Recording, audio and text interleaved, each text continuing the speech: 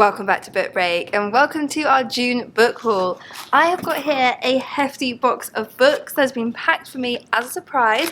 This box is full of some of the most exciting titles that we have published here at Macmillan throughout the month of June. We're going to unbox them together. So try not to look before I pick. The first one on top here is Hearts and Bones. Ooh, that one's behind me there too. This is a collection of short stories by an Irish writer. It says here it's a book about relationships. It explores what love does to us and how we survive it.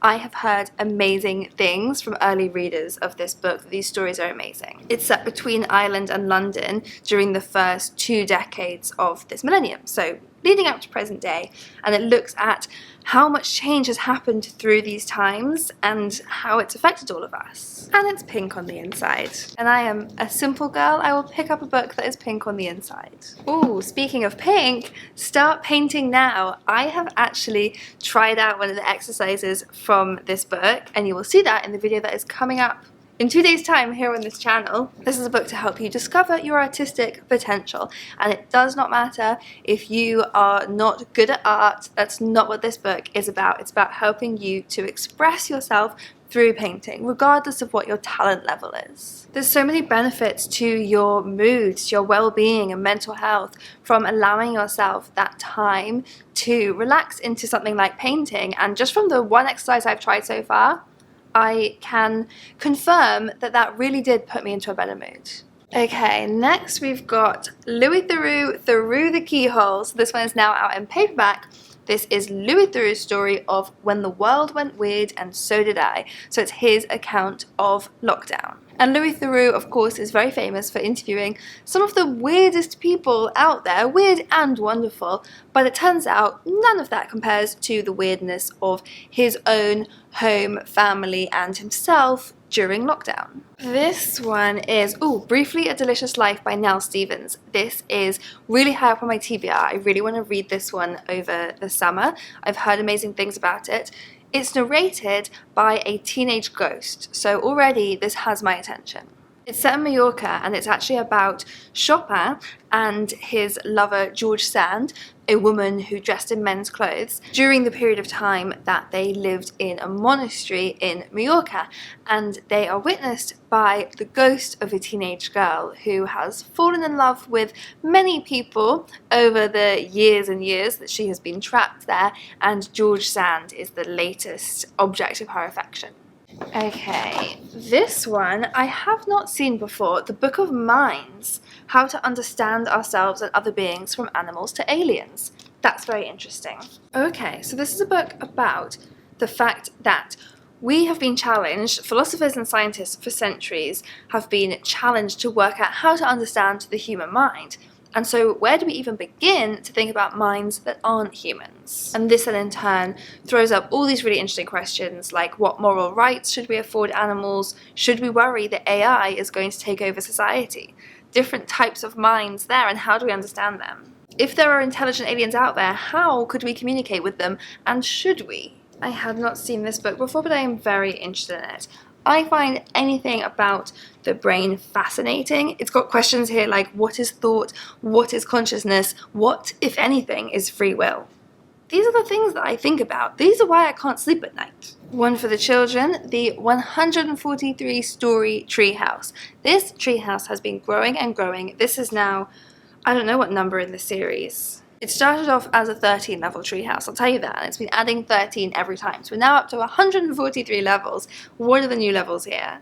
A fish milkshake level. What? A complaining room? I would like to spend some time there. And a toffee apple orchard guarded by a kind scarecrow. You will also find me on that level. These books are so beloved. It's so much fun. They're so imaginative, the different levels that they come up with for this treehouse. I don't know if I want to go that high though. 143 stories is a long way up. This next one is a book I'm really excited to read, The Love of My Life by Rosie Walsh. Rosie Walsh is the author of The Man Who Didn't Call, which I loved, and both of these books have the same genre in common. It's kind of a genre that Rosie Walsh invented, which is romantic suspense. So The Man Who Didn't Call was a romance story essentially, but with a massive twist and a big mystery, and she's done it again. The Love of My Life is about a married couple where the husband finds out the wife has been lying to him about everything throughout their whole relationship. She has lied about every single detail about her life, including her name. But we also follow this story from her perspective, and she really genuinely does love her husband. She has her own very good reasons for why she's been lying. Well, I say they're very good reasons. I don't know yet because I haven't read the book, but I'm desperate to find out. Ooh, and another one that is high up my TBR, Dirt Town by Hayley Scrivener. This is an Australian crime novel, so it's set in this rural small town that's kind of falling apart. It's called Durton, but everyone calls it Dirt Town.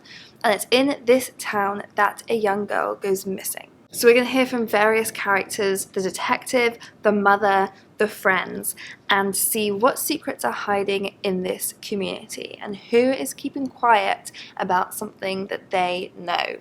I'm desperate to find out. I love this kind of thing. Then I've got an autobiography from Baroness Floella Benjamin. So this is called What Are You Doing Here? Look at all these amazing pictures of her life. What a lady. So Floella Benjamin is an incredible inspiration. She's a children's TV presenter, an actress, now a member of the House of Lords. But the question that this book is looking to answer is, how did the girl from Trinidad end up lunching with the Queen? I know so many people who just adore Floella Benjamin. She holds a very special place in a lot of hearts. So this is her life story.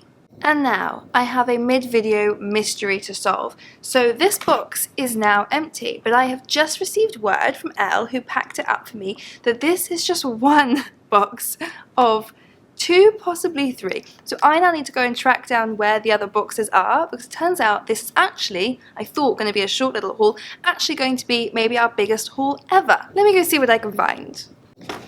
Found it. There's another whole box. I am tired from carrying that up here. Ooh, but look, this is pretty. The Prince of the Skies. This is now out in paperback. I love this new cover. This book is about the writer of the book The Little Prince, whose name was Antoine de Saint-Exupéry, and he was actually a pilot. And so this book is historical fiction, a fictionalized version of his life. This looks perfect for fans of The Little Prince, fans of historical adventure, fans of books about the Second World War, and fans of books about writing and about planes. Loads of people. Another new paperback cover, Circus of Wonders by Elizabeth McNeil.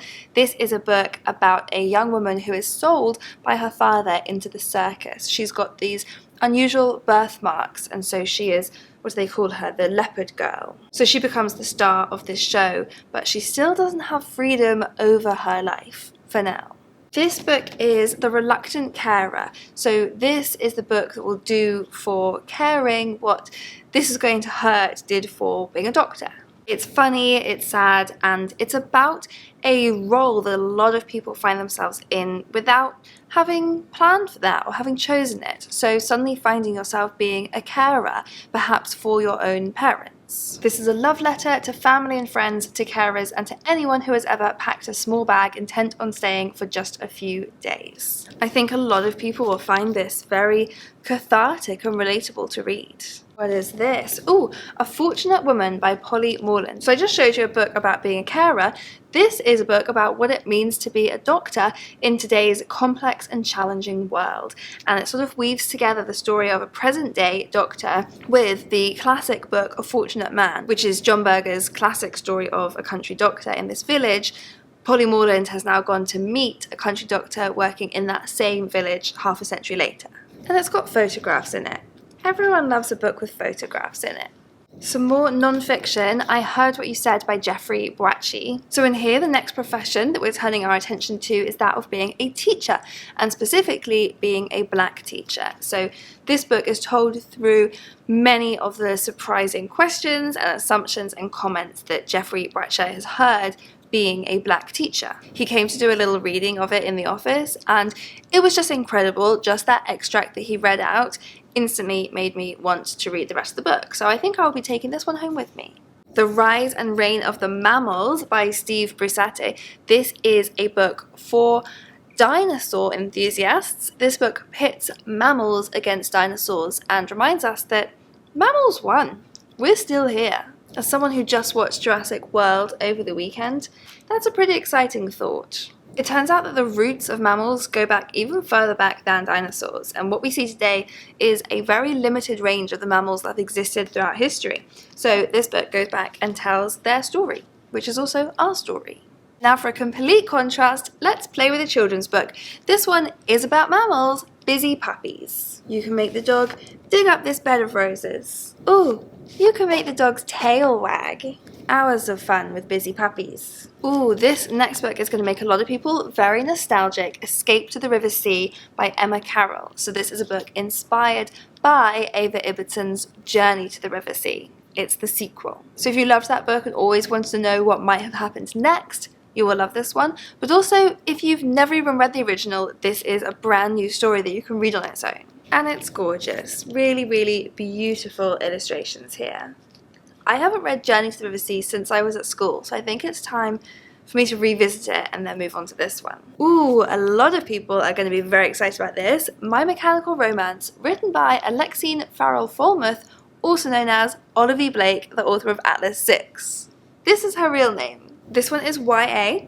It says on the back here, nerds are so hot, especially battle robot building nerds. So it's about a girl who accidentally reveals that she's really good at engineering, and so she's forced to join the robotics club, which is going to lead to a romance. Is this book going to be as massive as the Atlas 6, or even bigger? Some more YA, Tokyo Dreaming by Emiko Jean. This is the sequel to Tokyo Ever After. So this is a book that is sort of similar to The Princess Diaries in that it's about a girl who discovers that her father is the Crown Prince of Japan. And so in the first book, she had to choose how she was going to navigate this. In the second book, she's finally found a place where she belongs. She's got the perfect bodyguard turned boyfriend, and she's living in Tokyo. Until her boyfriend makes a shocking decision. Happily Ever After should be easy, right? So this is the book about what comes after Happily Ever After.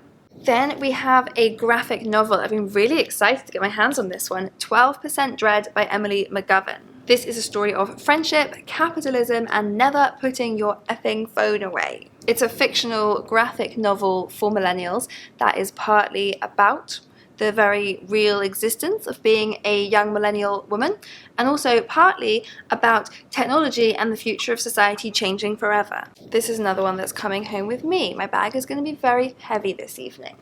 Then we have Nevada by Imogen Binney. This is a cult classic already. This is a book about a trans woman who breaks up with her girlfriend, steals her girlfriend's car, and heads off on a road trip of self-discovery. It says here that it's both poignant and outrageous, and it's a groundbreaking cult classic that went on to inspire a literary movement. So that is not praise to be taken lightly. Can I fit this one in my bag as well?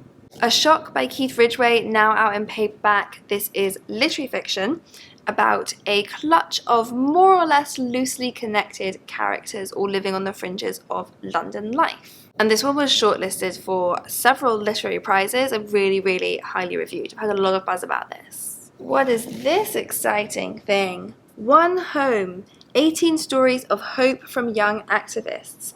This is gorgeous. I had not seen this before. The book takes you on a journey around the world, meeting young activists fighting against climate change. And look how beautiful. I love this. So really, really inspirational young people featured in here, as well as facts about climate change, challenges for the reader. This is just stunning. I love that this exists. Oh my goodness, a Judy Blume. Oh, it's Are You There, God? It's me, Margaret. I had no idea that we were doing a new edition of this. I loved this book when I was growing up. I read like every Judy Blume book that there was. This one is about Margaret Simon, who can't wait to grow up. Her new friends swear they'll tell each other everything. First bras, first kisses, first periods, everything. But there are some things that you just can't talk about. And so this is Margaret talking to a god that she isn't even sure if he's there or not, about the things that she doesn't know who else to confide in. And we're still going strong. You still with me? Next, I've got a new thriller, The Favour by Nora Murphy. Leaving would be dangerous, staying could be worse. Ooh, that sounds scary. So this is a domestic suspense novel about two women who are living parallel lives. They have never met, but they do have something in common. Leah understands that what's inside your home can be more dangerous than what's outside, and driving past McKenna's house one night, she recognizes the same thing that she is going through. Leah and McKenna have never met, but they will. Another book now out in paperback is Swan Dive, The Making of a Rogue Ballerina. So this is written by Georgina Paskogin, who was New York City Ballet's first Asian American female solo ballerina. And this is a love letter to ballet, but also an expose of the more cutthroat side of ballet. This is a page-turning, one-of-a-kind memoir that guarantees you will never view a ballerina or ballet the same way again. And what did I say about books with photos? Everyone loves books with photos. Magma, now out in paperback. This is a very, very quick read. I read this in about 45 minutes, I think, but it has stuck with me ever since then. So this is about a young woman in a relationship with a very controlling, emotionally manipulative man. And it's really powerful the way we see her slowly get trapped in this relationship. A woman who is very strong at the beginning of the novel. She's her own person. She never expected to get sucked into this kind of relationship. And that's what's so important about this book, showing that this can happen to anyone. This book has stuck with me for a long time. Okay, and on a lighter note, we're going to finish with some fun children's books. I've got 4 in here. The first is The Last Dragon in Moomin Valley. So this is a book adapted from the Tove Jansson classics. When Moomintroll finds a tiny dragon, he puts it in a jam jar to keep it as a pet. That's adorable. Look at all the beautiful illustrations. Ooh, and there's the dragon. Badger's Band is a Lift the Flap book from Julia Donaldson and Axel Scheffler. Ooh, I don't know if I'm supposed to open the flaps. Maybe I should leave this for someone, for a child to play with. But look, you can open up the cases and see the instruments inside. What do you think's in that one? I know. Ooh, but what's in the boot of the car? I don't know. You're gonna have to buy this one to find out. Once Upon a Fairy Tale is a choose your own story. I love these. Oh, I see. Okay, so this is different. This is new. You pick the words as you go along to write your own story. So once upon, and then you choose. Do you want it to be once upon a golden morning? Or once upon a broken armchair? Creeping closer, the hero saw, did they see a house of bones? Or did they see a gingerbread cottage? Who knows? I love this idea. And finally, ooh, it's Alice Through the Looking Glass. Wow, these illustrations are amazing. It's the talking flowers. Oh, and you can see the queen in the background. She's scary. And the story is retold in rhyme along the way, so perfect for young readers. That's so fun. And at last, I've come to the end of the second box. That was a massive book haul. Let me know in the comments below which of those many, many books you are most excited about, or if there are any other books that you hauled this month you want to recommend. I'll also link here to a playlist of all of our other book hauls so you can go back and browse for even more TBR inspiration. Meanwhile, I've got to figure out how to lug all of these books back down the stairs, so good luck to me.